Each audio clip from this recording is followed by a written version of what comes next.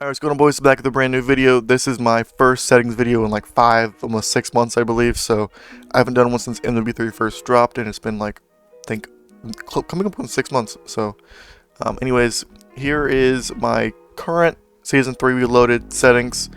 I'm not going to waste any time. So, getting to it, my button layout is set to tactical. I cannot play default anymore. I did for the past, I changed it I think last year. But I cannot play with it off now, or set to default. So everything else is going to be default. I play with controller vibration on, and my dead zones, I don't mess with them really. So going to aiming, this is me personal preference, obviously. So if you don't want to change it to 7.7, if you think it's too low, whatever, it's all up to you. But I was playing 12.12 for Warzone, and then when I went to play ranked and multiplayer, I put it down to 7.7. And then now that I'm used to it, I can't go back up for some reason. So, yeah, I'm so used to 7.7, it just feels too nice. And then this is going to be like probably the longest video, like the longest part in the video, because I cannot stress this enough. I said in my last video, this is the most important setting I have ever come across in my entire time of playing Call of Duty. It's going to be the 80th sensitive multiplier. This is like the holy grail of accuracy. So it sounds so corny and so ridiculous, but trust me on this. I think the default is 1, and it goes all the way up to 4, which then if you give it 4, it acts as like a mouse almost with aim assist, but it's at default, like I said, by 1. But if you want to have like the most pinpoint accuracy, if you watch my videos with me, I have accusations of me having a Cronus, for God's sake. I mean, it's because of this. It's like just absolutely ridiculous. It slows down your aim, makes your aim assist more sticky, and 0.8 is going to be personal preference as well. As same thing as sensitivity. I did play on 7 for a long time, then went to 0.75, and now at 0.8. I had never gone any lower than 0.7. I think 0.65, 0.6, anything lower than that is going to be just too slow for me. If you think your aim is kind of wonky for the day, you can put it at 0.7 or even lower if you want. This really just locks on wherever you ADS. It's so important. I can't words can't even describe how important it is to me. So 0.8 is my sweet spot right now. I have some days where my aim just feels off. I don't feel right, so I put it down to 0.7, 0.75, and it feels better. And then some days I'll think it's too slow, so I'll put it back up to 0.8. It's really just, I play with it a lot. So, but as of right now, for the past few weeks, have it at 0.8. So, like I said, it's at 1 by default. No one really messes with it, but I found this, which I wish I found it sooner. It was in Warzone 1, which I didn't know about it then, but I did find about it last year, and this is like just the overall best setting ever. So please consider changing it. Like I said, I've had accusations in my comments. I'll probably put one on screen. I probably did earlier, but I have current accusations of me having a Cronus on PS5, which, if you didn't know, it doesn't even work on PS5, which I know that because I've seen it on Twitter. The system software update like prevents you from using it or something like that. So I don't know that by me trying to use one, but I know that just because of Twitter. So don't accuse me. Yeah, I don't cheat. I don't need a reason to cheat because I have this setting. Literally, it is just insane. So going down. Sorry for talking about that for so long. I just think it's so important. But going down, everything else is just default for the most part. Aim assist, I have it on, obviously. The aim assist type, I had it on Black Ops for the longest time. Black Ops was like the overall just strongest, and then it got nerfed, I think, like a few months ago, not too long ago.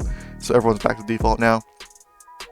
Precision and focusing was like the best, like this like sweet spot for a lot of players.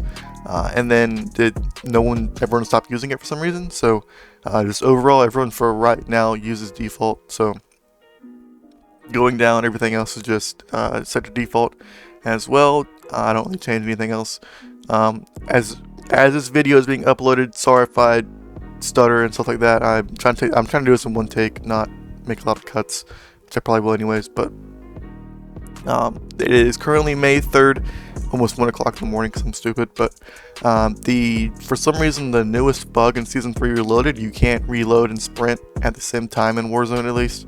I'm not sure about multiplayer. I don't really play multiplayer anymore after I hit Erie, but you can't sprint and reload at the same time. So I have my auto attack sprint. I'm kind of playing with it between sprint and auto attack sprint, but you can't sprint and reload. So if you have it set to off or automatic sprint, I wouldn't change this right now, but once it gets fixed, I'd change it to auto attack sprint just because it saves controller, saves your thumb, everything.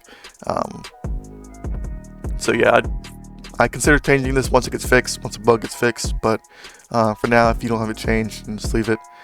Everything else can be default for the most part. Plunging underwater, this is probably like one of the most important things I used last year in MW2 and even now in Warzone.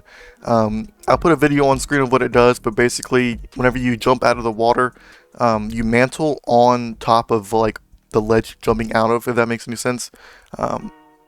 This allows you to do like what Shotzi does if you ever watch a CDL. Basically you can do a certain movement in the water where you can spam your jump button and you'll skip the animation of mantling. You can get straight to jump to like a normal gunfight. So I'll put a video on screen of him doing it. Alright, so here, this is the normal way to get out?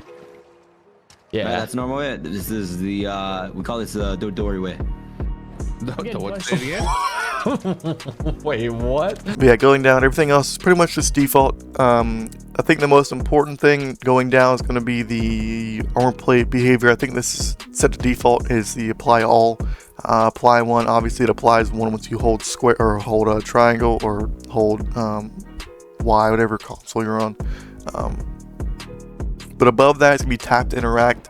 This is one I definitely 100% encourage all Warzone players to enable. I think by default it is tap to reload or prioritize interact. I'm not 100% sure. But tap to interact, this, I think it was called the contextual tap last year or the last Warzone. It allows you just to press square on loot and you hold to reload. So it's completely backwards, but whenever you go to like take zips, get in cars, all you do is tap square instead of just holding it. So it's completely backwards, but it helps with looting and stuff like that. So going down, everything else is default as well. And then for graphics, like I said, I'm on PS5, so nothing really. I don't have a lot of graphics settings. My motion blur is turned off, field range to 0, and my fidelity cast is on for the sharpness. And everything else is pretty much really personal preference. FOV, obviously 120, 119. This is just for my aim assist. If you didn't know, for some reason, I've heard from a lot of people, if you have it to 120, it affects your aim assist, so I have it to 119. It sounds kind of silly, but I don't know if it's true or not, but I just went with it. So 120 hertz, obviously for the 120 FPS. And the camera movement, so if someone throws a grenade at you and your screen shakes, if you have it set to 100, which is the default, your screen will shake a lot, but if you have it to 50, it'll shake a lot less. So pretty self-explanatory. But the inverted flashbang, this is actually really helpful. I need to turn this on. Whenever you get flash in game, it doesn't completely blind you. It'll turn your screen black instead of white. So yeah, besides that, my brightness is 47, and then going down my audio, nothing really changed. All I have is my gameplay music set to 0 because the in-game audio at the main menu is very obnoxious. So, and then I believe that's it for the audio, really. I don't really change anything else. I don't, no, okay, cool. Interface, this is going to be like where it shows your FPS if you're on PC, latency, all that stuff in the top left corner.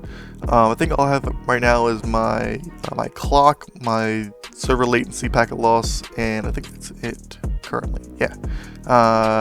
And besides that, I believe everything else is default. Nothing here will change, and yeah. Alright, cool. But yeah, if you guys want more videos like this, just overall like best class setups without a gameplay at the end, or just like current best classes in the game, I will for sure make that as well. But yeah, anyways, if you guys enjoyed the video, please leave a like. I really appreciate it. And yeah.